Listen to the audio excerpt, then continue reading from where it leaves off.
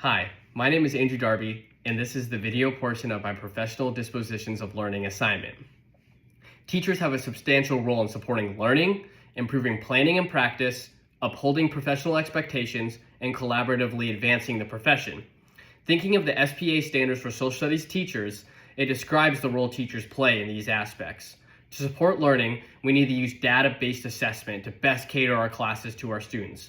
Using this data will give us more insight into our students for what does and doesn't work for each individual student. For improving our planning and practice, along with using the said data, we need to stay up to date with our content matter and collaborate with our peers. We do not want our students to pass this up when it comes to the knowledge of our subject, so we need to continue learning about our subject's content. Our fellow teachers can also be a great tool to help us effectively plan and can give us tips on how to utilize other styles of teaching. To uphold professional expectations, we must teach in a professional manner. This means dressing professional, using appropriate language, following school and teaching standards, and not letting bias affect the way that we teach. To collaboratively advance the teaching profession, we must take every chance to improve upon our weaknesses, whether that's asking for help from our peers, going to teacher conferences, or professional development. I believe that the professional dispositions of learning that I currently possess are dedication, honesty, and compassion, all of which I think will help me be a successful teacher. When it comes to dedication, I always put 100% of my effort into things that I am passionate about, with education being one of those things. I know that there are always things I can improve upon, and I want to take every advantage I can to do so. For honesty, I know how important it is. Parents are trusting us educators with the well-being of their kids, and being dishonest not only reflects poorly upon ourselves, but it reflects poorly on the school and can even lose us our jobs. Thinking on compassion, we can be empathetic towards our students. We were all students at one point, each of us having our own challenges that we faced. Understanding that notion and putting ourselves in their shoes will help our students be more comfortable with us, making for an environment that students will want to learn in. In terms of what I need to work on before I enter the profession, I can work on reflection and curiosity. Reflection is something that I can sometimes struggle with. I oftentimes worry that the feedback I receive will be negative, potentially even going out of my way to receive any feedback.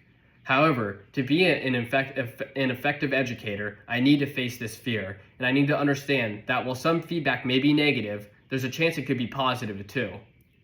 For curiosity, I need to continue to build that aspect up. I need to try to think outside the box more often, as not all of my students will learn in the way that I'm used to. I need to be curious in finding those other types of learning for each individual student. Personal bias can have a massive impact on the quality of teaching an educator possesses. Personal bias can typically be defined as unfair treatment of certain groups of people based on their race, gender, religion, age, sexual orientation, and economic status. Essentially, it is being prejudiced against a group of people based on stereotypes. However, because we are in an educational setting, it is also possible to have a bias against kids who have more struggles than others in the classroom. There are two types of bias we see in education: implicit bias and explicit bias, with both having negative impacts on the learning environment.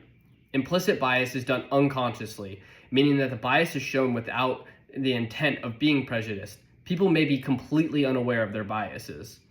Explicit bias differs, and the person is knowing of their bias, and they still choose to act on those biased feelings.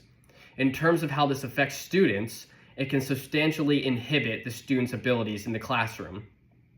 Students can very quickly pick up on a teacher's biases, and seeing it can lead to less engagement or effort if that student feels that their effort is not being recognized. It can also make for an unsafe learning environment. As educators, it is our goal to make a safe and equal learning experience for all students. If a student sees a teacher treat them unfairly compared to the others, it'll make that space not feel safe for the student. Also, almost all people have some sort of bias, and as an educator, it is important to understand what our biases might be in order to face it head on. Understanding our biases is the first step towards fixing it. And while it may take a long time to remove that bias, it is needed to make an equitable learning environment. An example of trying to get rid of that bias that may help you is getting to know each student on a personal level. With biases coming from stereotypes, getting to know your students more will help us understand that our biases is not rooted in facts. Another way we can do this is by getting professional help or proper counseling. Getting an outside perspective from a professional will help us get rid of those biases. I will uphold and adhere to academic and professional integrity as a current teacher candidate or as a future teacher by always putting my best foot forward.